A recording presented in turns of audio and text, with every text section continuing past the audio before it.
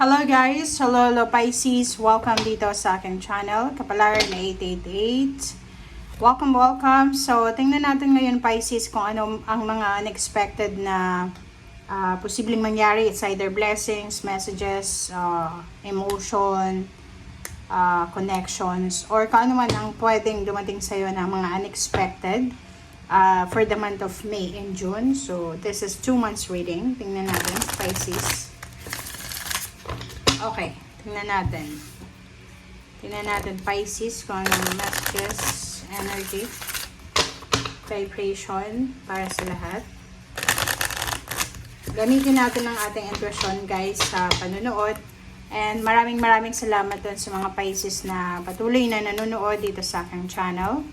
Maraming salamat, guys. And doon sa mga Pisces na bago dito sa aking channel, welcome sa inyong lahat. I hope na magstay kayo dito sa channel ko, and I hope na mag-enjoy kayo.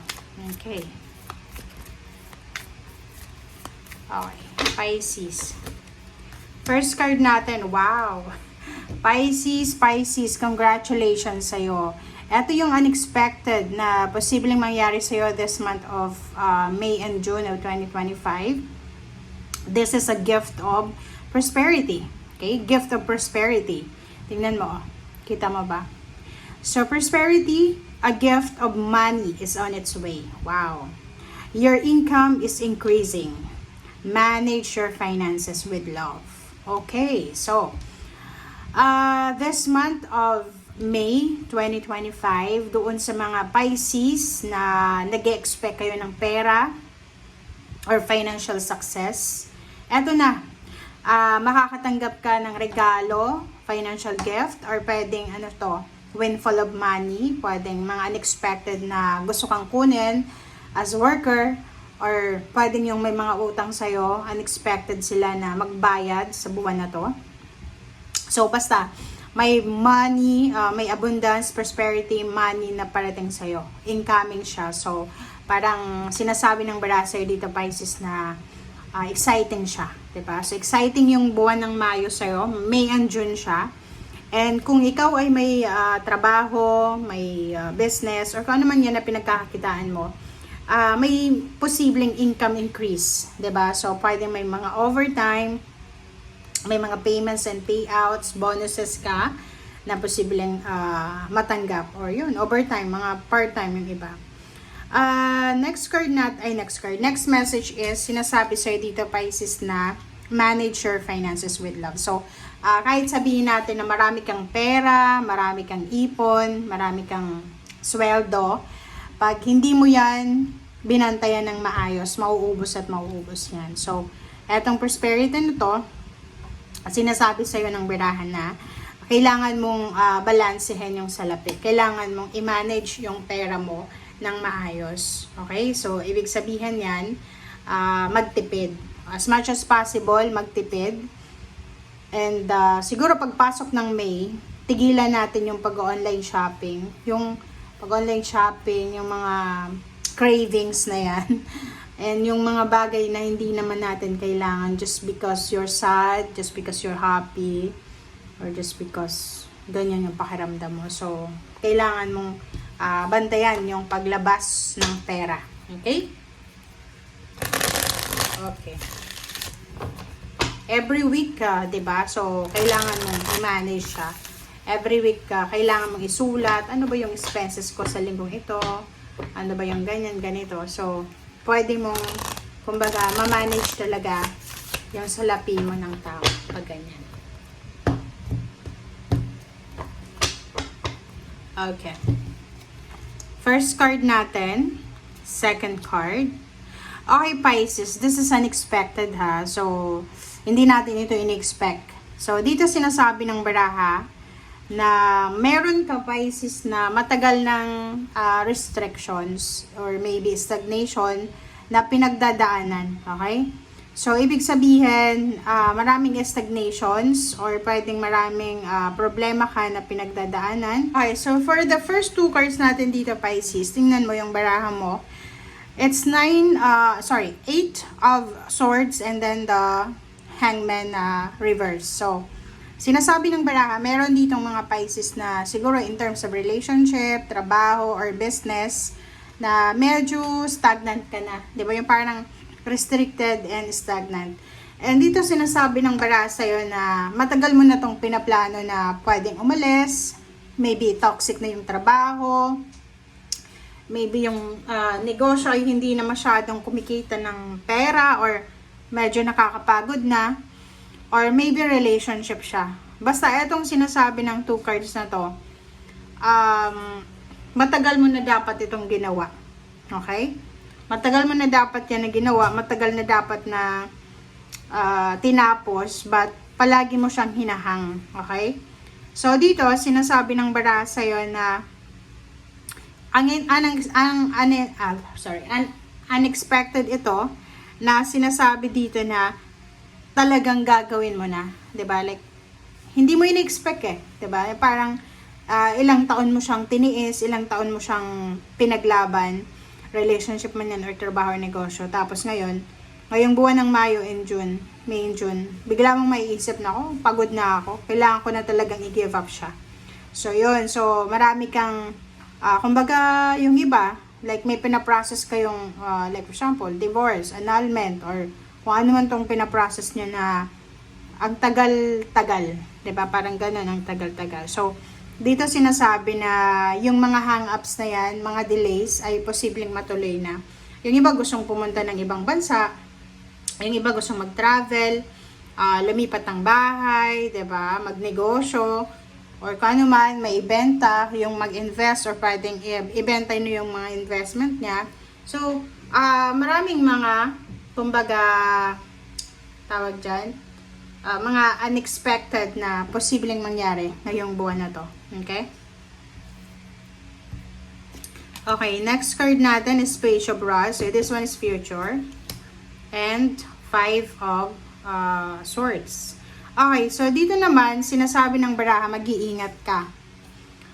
In the near future to, so it's just a reminder to sa'yo ngayon, na Pisces, mag-iingat ka sa pakikiharap, sa pakikitungo, sa pakikipag-deal, lalo na sa Gemini. Okay, Gemini. Or Pisces, in the near future, depende sa kung ano yung gagawin mo, mapa-love life man yan, relationship or business. Make sure na maging matalino ka, mag-iingat ka sa pakikipag-deal, sa pera, or even friendship. Okay? And dito sinasabi na ang taong to ay possible na lokohin ka, scam ka. So, in terms of money, maging careful ka, maging attentive ka. Kasi, yung sobra-sobra mong pagiging mabait, yung sobra-sobrang tiwala na binibigay mo sa mga tao, like yung halimbawa may tinutulungan kang tao or pamilya, tapos kung ano lang yung sinasabi sa'yo na, uy, binigay ko na, ganyan, ganito, tapos hindi naman pala binigay yung pera na pinapabigay mo. So, ingat-ingat ka kasi pwedeng, yun, binabalak nila diba? So, ano naman to parang conscious naman sila na niloloko ka nila. So, mag-iingat ka sa pakikipag-deal, lalo na sa usaping pera, yung May and June. Okay? Okay, Queen of Rods. And the Sun. Wow. And then, 7 of Pentacles. Ang ganda nito, Ito Pisces, sobrang ganda ng card na yan. Kasi, sinasabi dito ng baraha na you will get the freedom. It's financial freedom from financial na hinihintay mo. So, same with this one. So, kung ano man to na kailangan mo ng freedom, kailangan ng matuloy yung mga delays, eto na siya. Dito sa Queen of Rods, it's all about, yung free ka na gawin kung ano yung gusto mong gawin. So, kung naghihintay ka ng pera, it's either lump sum or pwedeng, payments, payouts, bonuses, may binebenta ka ba? Or pwedeng offer to, financial offer. Sinasabi ng baraha sa'yo, huwag kang mag-alala kasi makukuha mo siya this month of May and June. And yung sa gitna mo dito is the Sun. The Sun is the most happiest tarot sa lahat ng tarot deck. Sinasabi na in terms of relationship, intimate, friendship, family life, neighbors, acquaintance, office mates, office works, office bosses or kung sino man na hierarchy. Dito sinasabi na posibleng magiging masaya ka sa buwan na to. Okay? For the next 2 months, etong May and June, sinasabi ng bara sa'yo na sobrang happiness, sobrang contentment, satisfaction, itong mararamdaman mo. Or yun yung pakiramdam mo eh. Kasi yung mga delays ay posibleng matuloy na. Yung mga, like for example, yun nga, ito, money, incoming money. So, it's confirmation dito na talagang financially, you will be free. Okay? Okay, next card. Wow, Wheel of Fortune. So, this Wheel of Fortune, sinasabi ng bara sa'yo na for the month of May and June, talagang maraming magbabago sa buhay mo, lalo na sa financial and emotional. So, congratulations sa'yo, Pisces, kasi pwedeng yung iba, may salary increase. Yun nga, maraming delays na nangyari sa'yo or maraming delays na, kumbaga, ikaw yung gumagawa ng delays or pwedeng ibang tao. But, this month of May and June, sinasabi na tapos na yung delays, okay? So, victory and success, 'di ba? Pwedeng may celebration, cheers, 'di ba? So, cheers to good life, to happiness, and to good health, parang ganun. So, nakikita ko sa'yo dito, this month of May and June, maraming rason para maging masaya ka.